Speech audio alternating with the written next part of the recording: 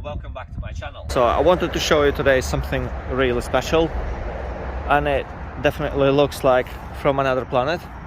And as you can see, it's on zero emissions, which is fully electric car. It have been imported straight from Japan just over a year ago.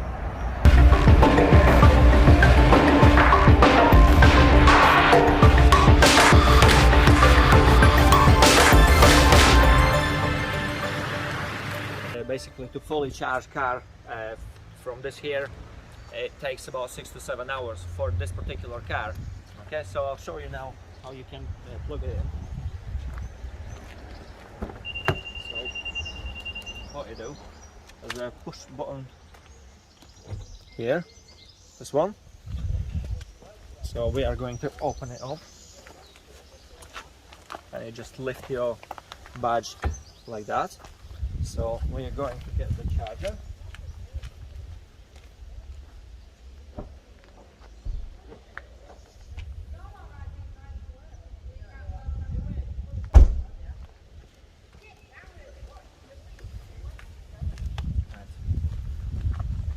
So if you look here, you have two different connections here. So this one is for a rapid charger, and same design for a Tesla will not be working on this car here. Okay, so a little bit of downside, but then you have plenty of other chargers and places where you can charge this one here. So what you do is just push it in, yeah, and it's fully locked in. And now we can just plug it in, and that's it.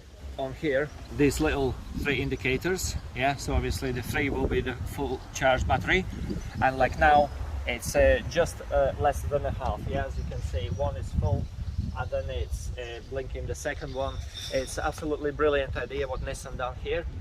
So currently in United Kingdom, I think there are around 8 different brands, might be more, because I'm not aware what's happening in London, as all this situation with these electric chargers is something completely new for myself, and the gentleman who owned this car have basically downloaded a lot of these apps, and in some of them you have to register and you pay. It's not big money to basically get these charged up. So to fully charge from something like this will cost probably about £2.50 to fully charge this car, and it's not a lot of money. For example, like you can also do your charging while you're at work. Yeah, a lot of these are provided at the workplaces. I'm not exactly sure whether these are for free. I believe a lot of big companies provide these rapid chargers and chargers like this free of charge for their employees. And it's absolutely a brilliant idea. I believe not many of you petrol heads can do the same thing while you're sleeping. Your car is getting charged, or while you're working, again, your car is getting filled up with the power. So it's actually a brilliant idea. But in a few years time, this will come to the completely normal. However, now we all have to live with something like this, get used to everything, and just get on with this, and basically know how to work on the maps, where your chargers are. If you're planning the route, you have to know where exactly you need to stop, and you need to give some extra time, so you know how much time is required for you to travel. Yes, it might take a longer time for you to get to the destination. If it's cold weather, I heard this will reduce your range further. Okay, so also wanted to show you another feature here, which is auto lock. Yeah, so a button here. So if you push the button here and you want to leave it, say for example you can go shopping now, and nobody will be able to take your charger out, yeah, until it's fully charged. Okay, so if somebody for example pulled in here now and wanted to disconnect this charger from me and plug it straight into their car, he will not be able to do it until this car is fully charged. So I'll show you now. Yeah, it's fully locked in, and yeah, you're unable to take it out because you have enabled this function here. Again, there are now so many different electric cars available on the market. You're talking for a similar price range. We see something like Renault Zoe, and this one here costs now between £5,000 and £10,000, so depending on the mileage and on the spec. And something like this have been imported straight from Japan, so it would be in excellent condition. Yeah, people down that end of the world look after their cars properly, and then they don't trash it, and the quality of these cars are completely outstanding. So now let's have a little test drive, and I'll show you more of this car. I'm all excited because it's something I haven't filmed before. I've been filming, the last car was a 4.2 liter V8 diesel car, which is nothing even similar to this. So I'm all excited to just test drive this one here. Let's go. Okay, so let's start it up. To start it, you just push this button here.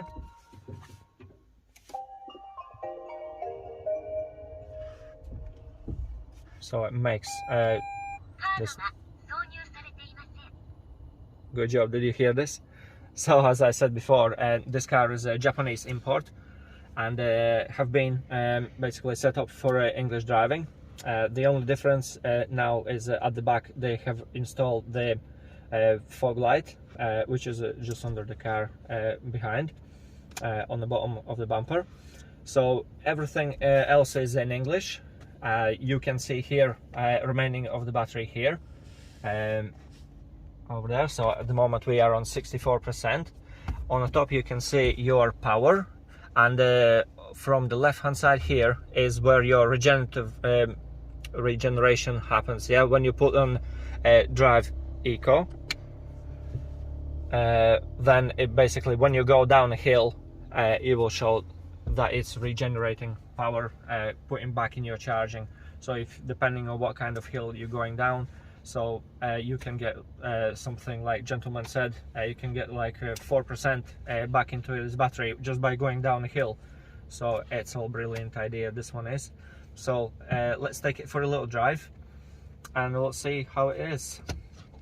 So to engage it in reverse, you basically flip it to the side, to the right, and back like that, yeah, and it engages reverse.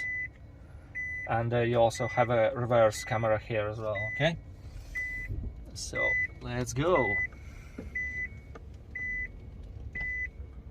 You can see a little bit better when sun is down, so you don't have any glare whatsoever. And to engage drive, you again flick it to the right and down. Yeah, so now we engage in drive. And this is all kind of spooky. I can hear absolutely nothing whatsoever. Oh god.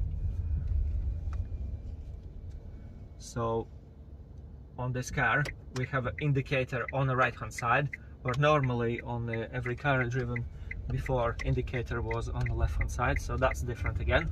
Your speedometer is on the top here in miles per hour, and also have a clock, and shows you how hot outside is.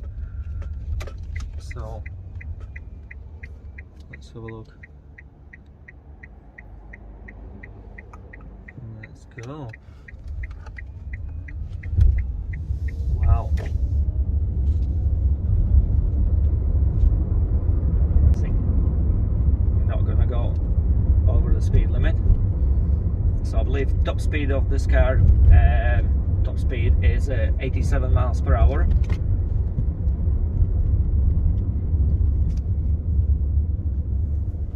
Which I think is enough if you want to do city driving, which I think this car is best designed for city driving, and occasional drive away to your nearest city for your bigger shopping.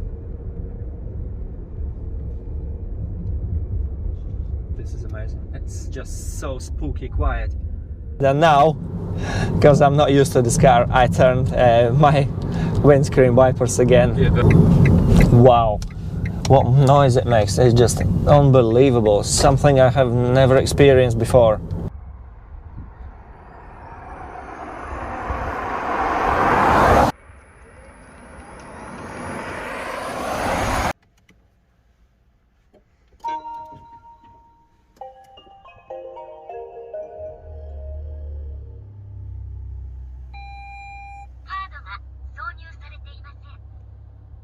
So a little bit more of interior of this Nissan Leaf.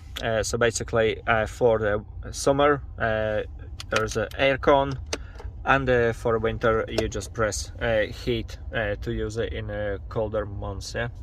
So you also have your heated seats on a high and low, and you also have rear heated seats, which you can turn on from here. Yeah, this is your rear ones, again high and low. Wow.